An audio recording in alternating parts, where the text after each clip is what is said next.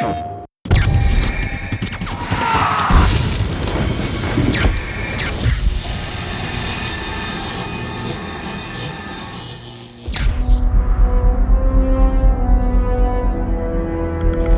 City certainly has a lot of character. The DNA of superheroes takes place in major metropolitan cities, and so we knew all along we were going to do our version of Gotham, Empire City. Real cities are dirty, they're grimy, they've got clutter, they've got garbage in every corner. We started talking about the city breathing, the city groaning, the buildings crumbling off in the distance as music. Like, what would that sound like?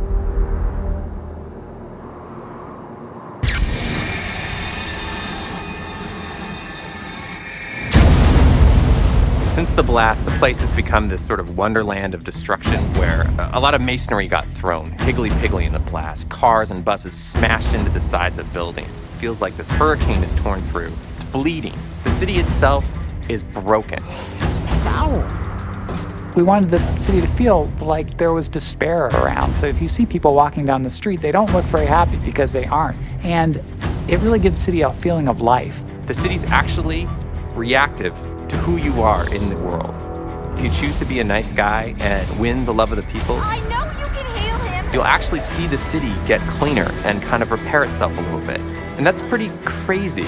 We wanted to make the thing have a character and sort of look back at you for what you did, to respond, and not just be this inert mass.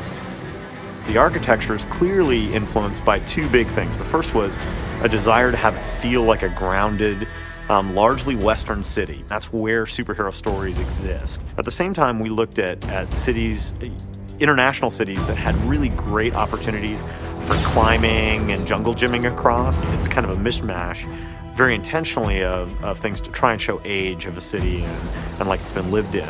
Not only are they controlling the character, but they're controlling a character in a world where they can do anything they want to. They can literally wander the city aimlessly for hours if they choose, and the music needs to account for all of that.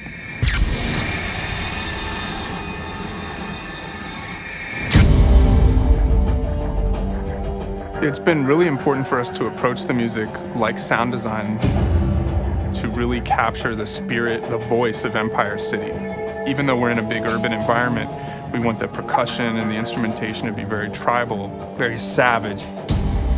One of the first things in this game that I was also approached about, which I've never seen in any other game, but I've never had to do either, was to score things in two different ways, depending on where you are in the game or how you're doing. You can choose to be a hero or an anti-hero, and the music needs to echo that. That was fantastic, Mark. There's an edgy, punchy, kind of dark and very thoughtful component to the music. The ambient music is meant to be bleeding out of this broken city, this city that's sort of been bombed out and is hurting. And so much of the music is really meant to meld with the sound design and almost become indistinguishable from it. Initially, when we were hearing that the city was kind of alive, and how we would do that musically and sound design to blend those two worlds, I had two ideas in mind. First one was to go out and do some street recording. The second part was to do a custom sampling session. You want it to be orchestral, but you don't want it to be John Williams. You want it to have, a little bit more of an urban quality to it. We were sort of driven by kind of an industrial feel, a lot of percussion.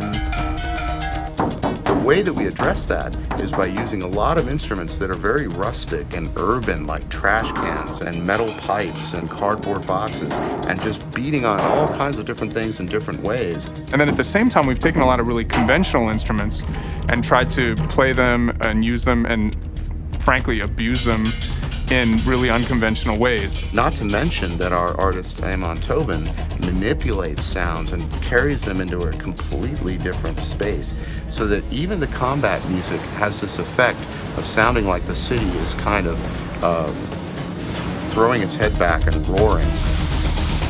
The thing that's really different about inFAMOUS is the level of density we have in the city. It makes it a much more enjoyable environment to play in. We want the whole thing to be an immersive experience. You experience the city more than just hear it or feel it or play it. It's the combined efforts that really make inFAMOUS something special in terms of the whole package.